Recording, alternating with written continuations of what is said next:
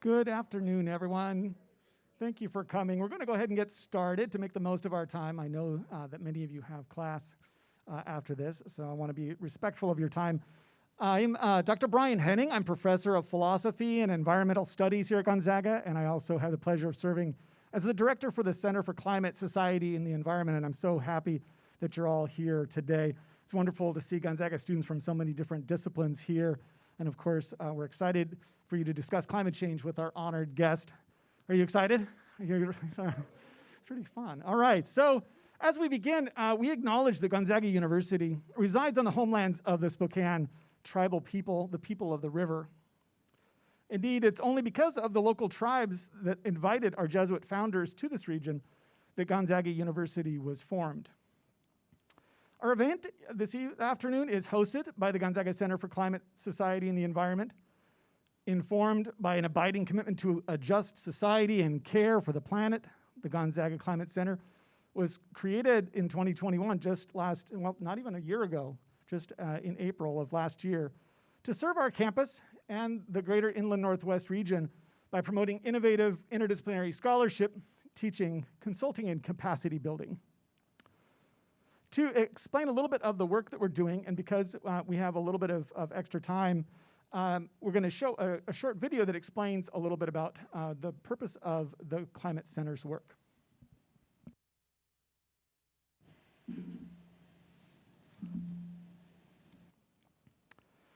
One of the projects that is listed in this video is our climate literacy project that's grown over the last year and a half, and it has two aspects that I'd like to briefly mention. First, we provide professional development workshops for K-12 school teachers throughout Eastern Washington. Last year, we provided workshops that reached more than 100 secondary school teachers from 11 different school districts in northeastern Washington state. Collectively, those teachers annually have the ability to impact more than 4,000 middle and high school students annually, who will now hopefully be exposed to climate concepts in their own educational experience. How many of you learned explicitly, I got a lot of environmental studies majors that probably here, but that might tip the scales. I'm curious, how many of you studied climate change quite a bit in high school and middle school? Oh, that's good, about half, okay. How many of you don't remember having a really good conversation or an understanding about climate change coming out of middle school and high school? So that's not so good. Okay, so we got some work to do. In addition to the professional development workshops that we're providing, a second part of the climate literacy project with the Climate Center is something we call the Climate Literacy Fellows. And so through this project, we're hiring Gonzaga undergraduates to develop lesson plans with hands-on materials. What you see on the table in front of you are some of the materials that those fellows use to create engaging lesson plans for elementary school students, grades 2 to 5. So they took these materials and then use their own creativity as undergraduate Gonzaga students to think about how to engage our students. And so if you're a climate literacy fellow this year, would you mind standing up and be acknowledged? Everybody.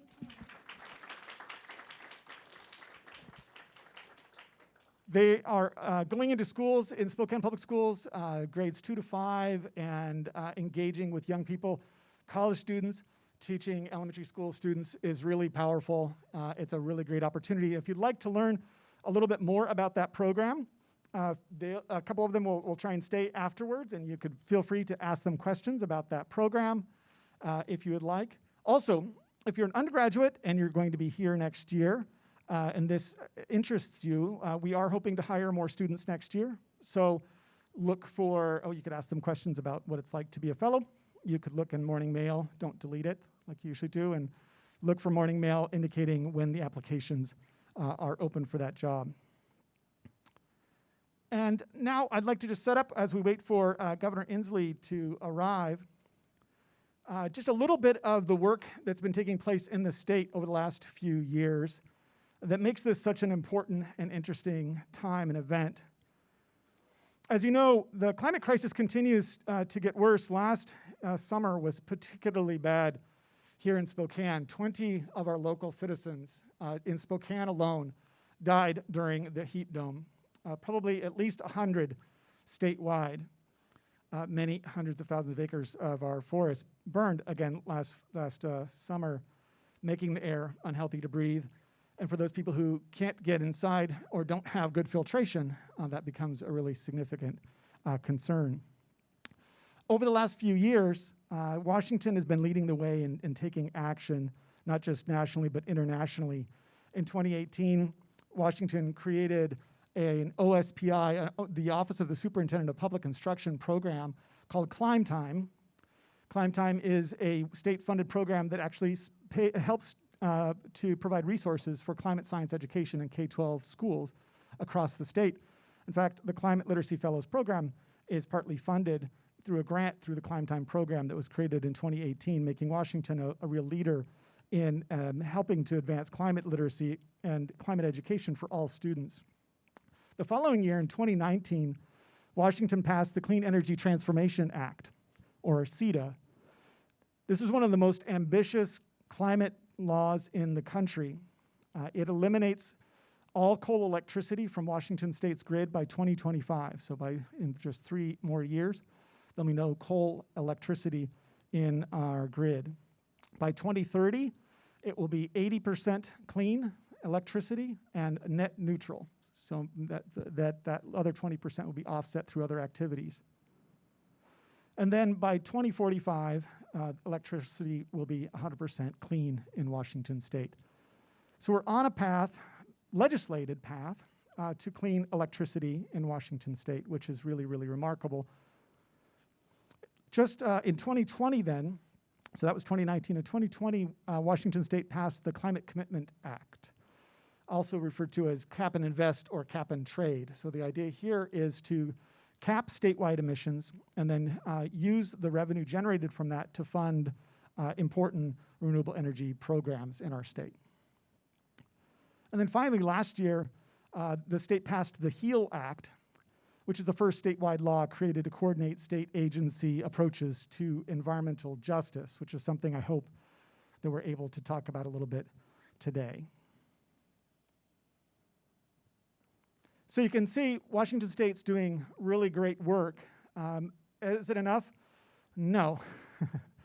Are we doing it fast enough? Probably not. But now that we're electrifying the grid, the 2 next things we need to do is to transfer our heating systems and our transportation systems to that electrical grid. And this becomes really challenging. Once you have clean electricity, then you need to run your heating for your homes and businesses off of that grid, and you need to move transportation to that. This legislative session, one of the things that the legislature and Governor Inslee in particular are focusing on, and one of the things he's, I think, going to be doing after he leaves us here, is talk about the expansion of electric buses in Spokane. So the Central City line is an east-west corridor that actually runs right on campus. The bus stops, you might have noticed, are set up there along Cincinnati by the Henning Center. And so soon, and the pandemic has slowed it down a little bit, you'll have electric school buses that you can take downtown. You have a ZAG ID card, which includes a free bus pass on it. You'll be able to go downtown on an electric bus, and it'll be rapid. It'll be supposed to be every 7 to 10 minutes, another bus would come. So you don't have to plan your whole afternoon around hitting the bus. And then with additional funding from the Climate Commitment Act, the Cap and Invest Act, they're also going to have money to do a north-south electric bus route that would also be rapid. And so if that passes in the legislature, that would be additional $50 million this year to expand that. So you'd have a north-south electric bus and an east-west one, which is really significant, right, as we move transportation to the grid. So lots being done. I think the governor is almost here, and I've pretty much said everything I can think of to say that would be useful to buy time. So let's just wait just another minute, and then the governor will be with us, and we can start asking him some questions. Thanks so much for being here.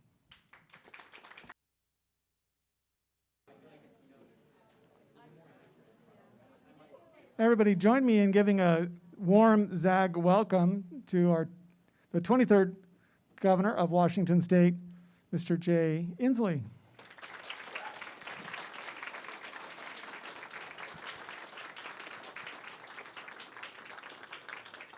Thank you so much for being here. Thank you.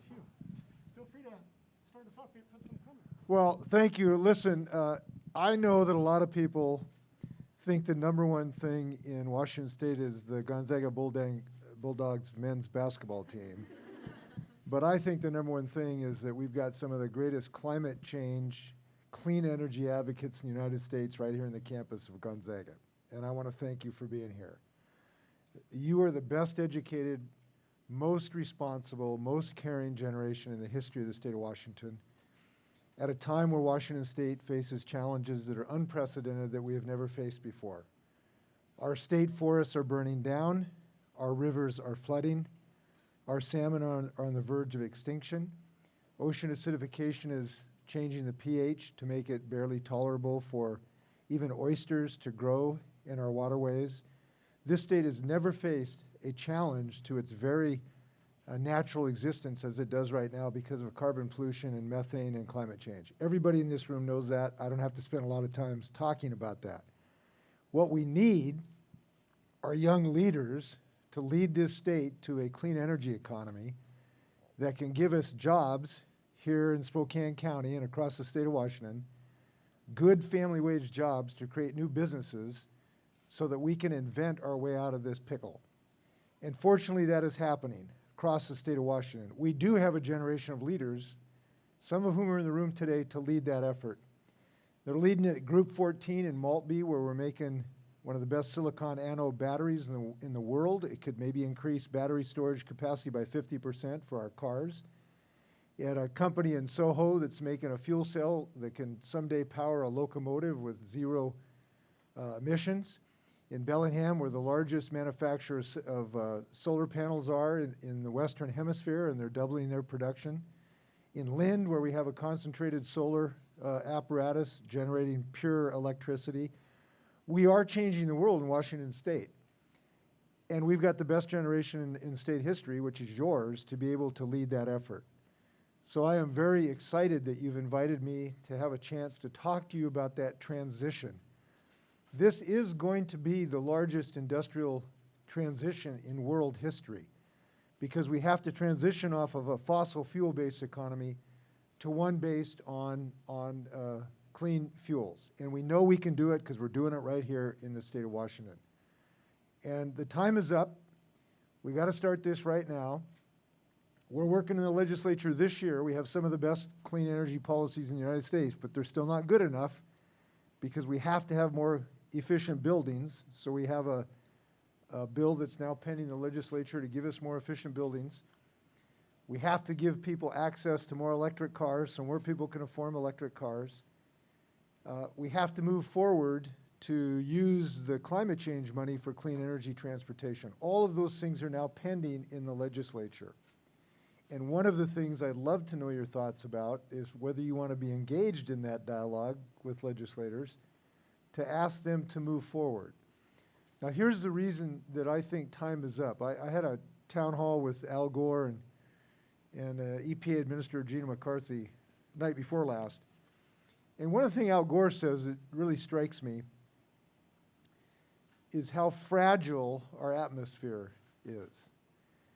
And he noted that you can drive from, if you had the atmosphere in a horizontal plane, you can walk from one end of the atmosphere to the other in one day very easily. You can drive in 15 minutes. That's how thin this atmosphere is. And when I talked to our Richland astronaut the other day, I was talking to her, she was at the Space Needle. Boy, that's dropping names, isn't it? I was talking to an astronaut in the Space Needle, or in the space station the other day. But she says the number one thing she noticed, I asked her, what's the most impressive thing that you've experienced while you're in the space station? And she said, it's how thin the atmosphere is. And she says you can see this kind of orange glow at the edge of the atmosphere. And she says it's like tissue paper. And she was telling me that she understood the challenges of climate change that were made even more acute when she could actually see how precious and unique and thin this atmosphere is. So we're out of time. This is the last few seconds on the clock. And I'm glad we got people at Gonzaga who care about this issue, who can help lead this great state. And so I'm looking forward to this discussion. And I hope you'll ask me some easy questions, because I haven't been in college for a long time. These are Gonzaga students, so there's no promising. You can either sit or stand. Feel free to do I'll whatever stand. feels I'm good. okay. I've been sitting down for a while. The first question from, we've kind of prearranged it, so students somewhat know they might be called on. Kelly Patterson, would you like to start us off? Just put up your hand and there you go. Thanks, Kelly. Hi, Governor Inslee. I'm Kelly Patterson. I'm a junior environmental studies major from Carnation, Washington. Before I go any further, I was asked to say hello from my grandma, Lorraine Hine. Oh my gosh, yeah. I love Lorraine Hine. Please Yeah, say hello to her. she is a big fan of yours, Oh, state I legislator learned- back in the day. I learned everything I ever knew from Lorraine Hine. Tell her I said so, would you? I'll let her know, yeah. Government work must run in our family because I'm currently employed at the EPA in the Air and Radiation Division. Oh, great. So I have some first-hand experience with federal climate action, but I'm interested in the state-level action as well. So with that in mind, I'm wondering what you believe to be the greatest threat Washington faces as a result of climate change, and what steps are you and the Washington state government taking to mitigate this threat? Yeah, that's a very important question. I'm going to dig deep to answer it. And this answer may surprise you because you were expecting me to say, you know, forest fires or ocean acidification or extinction. Those would be the obvious things to go to. I want to go to something deeper. The biggest threat in the state of Washington, I believe, in regard to climate change is fear.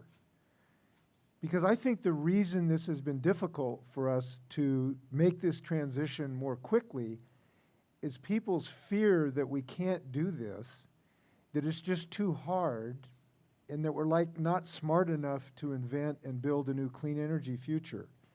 And I think we're up against the forces of fear, so people are unwilling to take the actions they need to help develop this clean energy resource.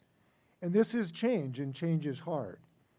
And so I think our central challenge in the climate change movement is to help people overcome that fear and understand how we are fully capable of building this clean energy economy. Now, I believe that because, and I've believed this for some time, I co-authored a book about this in 2007, and in 2007, I wrote a book about saying we're going to have electric cars. And in 2007, when I said that, people said, well, that's nutty. These things are just like golf carts, right? Nobody's really going to have electric cars. Look at the Super Bowl ads this year. The automobile companies can't fall all over themselves to say, no, I got the most electric cars, right? We're making the Ford F-150. It's going to become the classic pickup. This transition is happening so rapidly, it ought to give us confidence that we can in fact, move this needle forward. And it's happened all over the state of Washington. One of the things about the clean energy revolution, it's not just like a Seattle deal or not just a Spokane deal. It's all over the state of Washington. It's in Moses Lake where there's, you know, potentially a company coming in. We're trying to recruit big time. It's in South Seattle. It's in where I'm going to visit an electric bus here in about a half hour. And the integrated grid system that is world leading in downtown Spokane, this is happening in Spokane. So I think our central thing we got to do is build confidence in our ability to make this change. And I think there's every reason to be able to do that. Please say hello to Lorraine. Thanks for starting us off, Kelly. That's an excellent start. Bridget Wilson, are you here? So, hi, Governor Inslee. My name is Bridget Wilson, and I'm a sophomore history major from Sammamish, Washington. So, growing up in Washington State, I've learned about climate change in school since elementary school. However, after I first learned about it and how many world leaders weren't actually taking the threat seriously, I had nightmares and enough anxiety that was something I had to talk to a therapist about. However, being a resident of Washington State, a leader in climate action, helped to soothe my anxiety, and now I try to turn my fear into action. My question for you, Governor Inslee, is what gives you hope that we can meet the challenge of climate change, especially in a world that has taken so little action this far? Simply put, you do. You're what give me hope. And I'm very serious about this because I know that you and your generation is committed to this, frankly, more so than my generation. And I know that your action is going to be basically telling the boomers to get off their lawn. Hey, boomer, wake up. The boomers should not be able to leave you a desiccated planet. And I believe your generation is going to become even more active to make sure that we do that. Now, you did point out something in your question about how to deal with anxiety and the despair, which is real. And believe me, you're not alone. I talk to a lot of people of your age who have that same feeling. But you put your finger on the best antidote to that despair, and that is action, right? The way to generate hope is to take action. Like, in any moment you feel that inability, take action, whatever it is. Call your legislator, tell them what you think about these bills. Get involved with some company. I mean, action is what is the fuel to generate hope. And hope without action is just kind of like a dream. And so whatever action it is, I encourage you to take it. And by the way, despair is deadly in this situation. And this is another thing Gore said the other night. Despair is just as bad as denial. So if you let the despair take over, you're kind of as dangerous as a climate denier, right? Because then that keeps you from taking action. So I know you're going to take action, and I wish you well. And by the way, I'm glad you have learned about this in schools. It shows what we're doing is working. So Thank you so much, Bridget. Madden, are you here?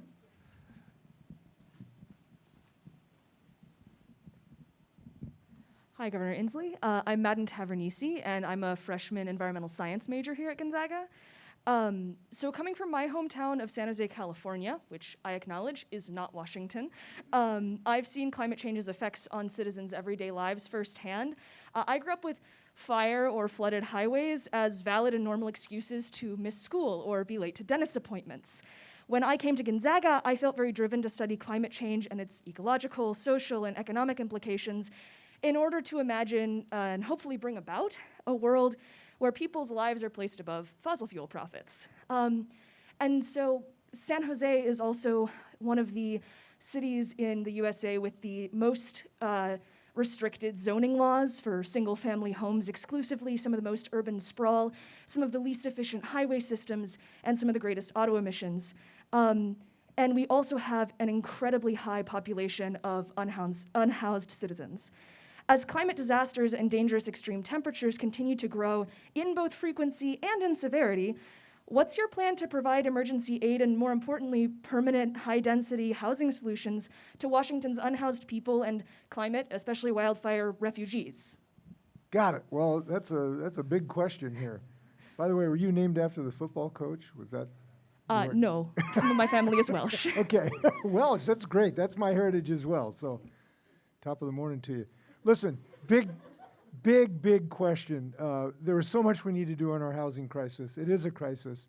That's why I've committed in my budget $800 million to deal with it. First off, to put in real dollars into the mix, and importantly, focusing on rapid solutions for people who are housed. We can't wait 5 or 6 years to deal with this problem. We've got to act very quickly in months, not years, to get housing built for the homeless, the folks who are homeless. And in doing that, we got to be smart. That means we got to provide people mental health care that they need if they're going to be successful in housing. The chemical challenges that people have, we have to be able to give them support systems to help to make sure that they can really succeed. So we got to have soup to nuts. It's got to be rapid, and it's got to be supported, and it's got to be real money. That's $800 million. I've committed the most of, in Washington State history in this regard. So that's a couple things. But you mentioned something that's a real challenge, and that is we have to have a place to build housing. We simply don't have enough housing in the state of Washington. We've had 1 million people move in, and we've only, we're 220,000 short of housing units. We have to build more housing throughout the market, not just low-income housing, but middle-income housing as well. Because if middle-income people don't have a place to live, they'll outbid low-income people for the rents, so low-income people won't have a place to live. So we need housing all through the state. And unfortunately, we have antiquated zoning laws, as you pointed out, that prohibit actually building housing for middle income people, which includes duplexes and fourplexes and apartments and the like, because of our antiquated zoning laws. So I've made an effort to require cities to have more dense zoning to allow more dense housing. And I have to tell you, I've not been successful this legislative session. I'm very disappointed in this. We're going to have to take another crack at it so that we can actually build more housing. And the enemy of this, frankly, is you all know it, it's the NIMBY syndrome, right? Not in my backyard. So I can't tell you how many conversations I've had with folks saying, boy, we got to solve this homelessness problem, but don't build any housing in my neighborhood. We can't solve this problem if NIMBYism wins the day. And frankly, it has so far in our state legislature, because the bills I've introduced have not succeeded. So we'll be back at it in the next session. I hope you share your viewpoints with your legislators. Thank you. In addition to the housing issue, I think another part of Madden's question, correct me if I'm wrong, was about emergency aid relative to climate-caused, disasters, for example. I'm not sure if you had something specific in mind, but is that part of your question? Yes, fairly significant to all of this have been issues in Spokane proper with warming centers and cooling centers in their respective seasons being overwhelmed by unhoused populations. So funding the clean air shelters, cooling shelters. Yeah, that's part of the $800 million is available for those kind of things. So you bet that is necessary. And it's so bad. Listen, the need for air filtration is very profound. In the Methow Valley last summer was the worst air in the entire planet for a few days last summer because of forest fires. And I was meeting with them about trying to get them filtration systems so that when particularly kids and older folks can get filtration systems in their houses so they can breathe. So this is an acute need. I hope that money will go in that direction. Thank you, Madden. One of the things that the Gonzaga Climate Center is pursuing is a grant for an urban heat island citizen science project, where if we get the sensors this summer, you might see a notice saying, please help us to go around town mapping the areas in Spokane that have extra urban heat island effects. Cool. So that we can locate the services in the places that need the most, and we'll know where to plant trees, which frequently are not in the neighborhoods that are most affluent, as you know. Right. Yeah, and if I can comment on this general issue, I always sometimes don't hesitate, but I think it's important to say we cannot solve this problem by just adapting to it. We just can't. The fires will overwhelm us. We do need more forest management in our forests, but they're still going to burn like crazy.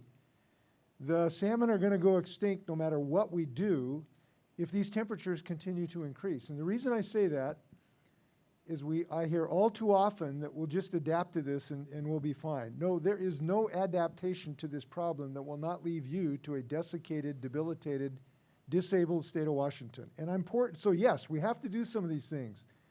Cooling centers, filtration centers, forest management, more kelp beds to deal with ocean acidification. But it is impossible to solve this problem after the fire has burned your house down. So we have to do both, and too many people use that as an excuse for inaction. I'd like to go next. I think it's a good transition point. Before you arrived, we were talking about a program that we run called the Climate Literacy Project. And part of that is a Climb Time OSPI-funded project, and we hire Gonzaga undergraduates to go out into classrooms, K-5 classrooms, to deliver climate science lessons, and they use some of the materials over on the table there. I'd like to go to one of our fellows next, Jordan Cruz, to ask the next question.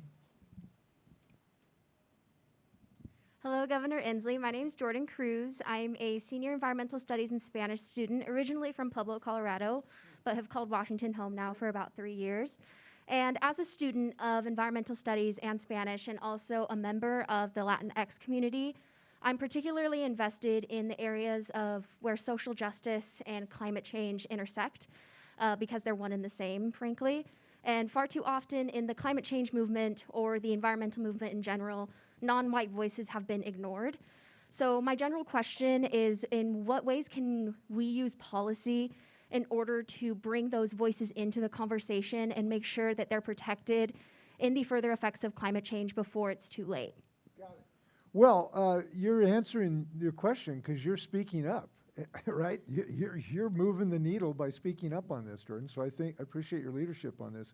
And we need this. We need this leadership in this mission statement from the BIPOC community. Now, fortunately, we're getting that, and that is why we've been really had relative success on the issue of environmental justice. So let me just share some of that with you. So we now have the best cap and invest system in the United States. So we have a law that caps the amount of carbon dioxide, as you know, and generates money from that for corporations that have to buy permits to pollute, use that money to develop clean energy sources. And in those projects, we have the best environmental justice in the state, or in the United States, because it requires 40% of those projects to be in overburdened communities, the communities frequently who are BIPOC communities, who've been breathing the pollution, who've been living next to the freeways and low-income housing, who've been living next to the toxic waste dumps and the polluting smokestacks.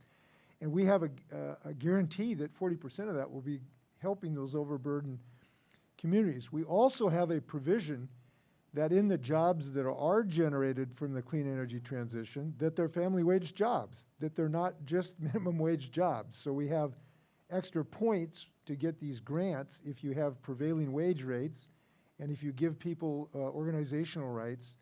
So I can tell you with confidence we have the most environmentally dedicated laws in the United States on this subject, but that doesn't mean we're done, right? So there is more work we need to be done. So take electric cars.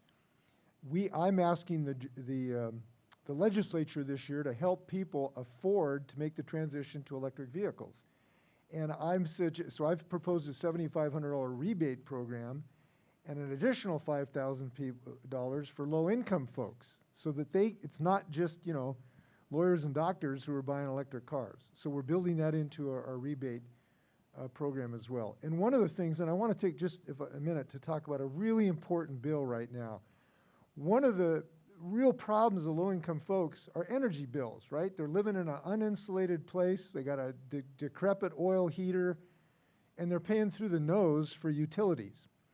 We want to take action to reduce energy costs of people, to reduce the usage of fossil fuels, and these overburdened communities understand how important that is.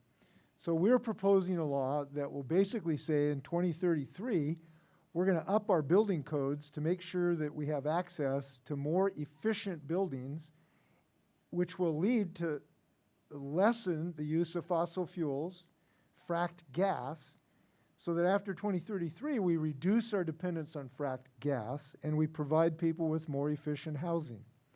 This is House Bill 1770. It has now passed the House of Representatives. It is pending in the state Senate. This is an extremely important bill because we've made commitments. So the legislature's made a commitment to the people of the state of Washington to reduce carbon pollution below a certain level. We have to increase the efficiency and decrease the use of fracked gas if we're going to reach those limits. And so this bill is extremely important as a mechanism to fulfill that. Now, it's House Bill 1770. And frankly, we need a little help to get that through the state Senate. Now, I'm not going to tell you what to do, but you have a right to talk to your legislators about this bill or any other bill. And you have the right to tell them you think this is a dumb bill, and you have the right to tell them you think it's a brilliant bill. You'll have to make your own decision about that, which it is. But I just pointed out as to why I'm happy to be here with you, because you are the folks that can move the needle on this. And it is interesting to me, too. I mean, I talk to some people like, why call my legislator? I can tell you it makes a big difference.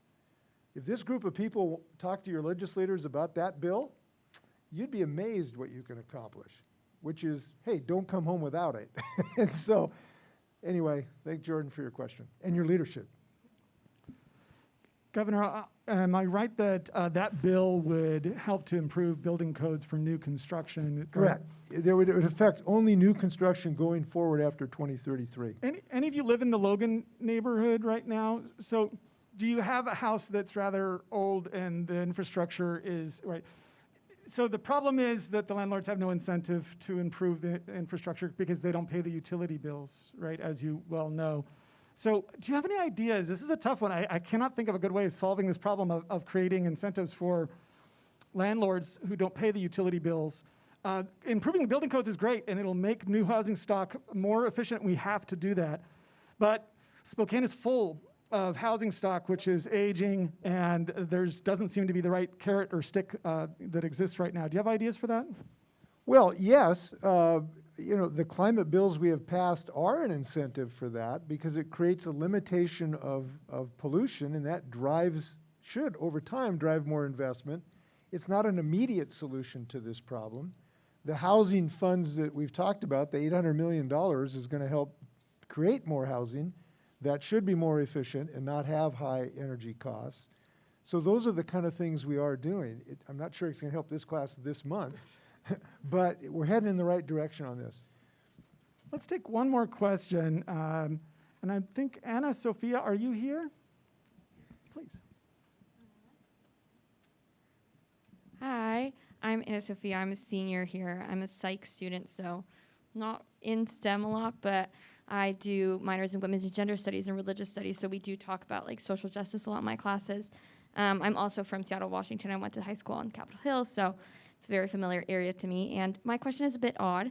I've been offered the opportunity to meet with Pope Francis next Thursday to discuss the topic of our global climate crisis and migration. In preparation for this conversation, I'm trying to understand what the church as a massive institution, and I mean, it means a lot to Gonzaga University as well, being a Jesuit university. But I'm trying to understand, is there something that you as a policymaker would like me to communicate to the Pope about how the Vatican and Catholics worldwide can best aid the work that you as a political leader and others are already doing to solve this crisis? Maybe what would a conversation or collaboration between the two influences look like? Well, listen, I name drop Al Gore, and you come up with the Pope. I mean, I'm in a higher class neighborhood here that I'm used for doing it. Come to Gonzaga. I mean, yeah, you're come to just Gonzaga. What an extraordinary opportunity. I just think that's incredible that you'll have a chance to talk to a world leader in that regard. So let me give serious thought to that. Now, wouldn't it be cool if the Pope called the legislators from Spokane and says, please pass House Bill 1770? That would be pretty cool. I'll get them their phone number if you can get the Pope to call them. Listen, the Pope's been fantastic on this issue. He has been one of the most inspiring leaders on this issue to ask humans to care for the Creator's creation. And it has been very important in the international conversation. So the first thing, what I would say is thank you for lifting up so many people's hearts on this subject. And I mean that. You should thank him. But I guess I would say I would like to empower him to feel free not to speak to just those of the Catholic faith. He's a world leader, and he should feel free to talk to the whole community of all faiths who all share this Creator's blessing, which is so unique. And I'd love to feel him empowered and to understand how important and useful his voice is on this. I guess that would be my central message. And then give him legislator's phone number and ask him to call House Bill 7070. Hey, listen, I'd love to talk to you after this conversation, see how it went. That's really, really exciting. You bet. Governor Inslee, thank you so much for being here. We got you a little something. Oh, all right. This is awesome. That's really cool.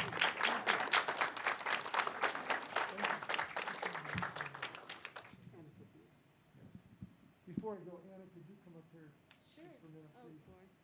Okay. So as governor of the state of Washington, I have a lot of privileges, and one of which is if I meet a Washingtonian that really inspires me, who really gives me hope for the future of the state of Washington, I can name them Washingtonian of the day. So And so when I do that, I take off this Washington State apple pin, best apples in the world, and pin it on them. And today's Washingtonian of the day is Anna. Congratulations. If I can pin this in you.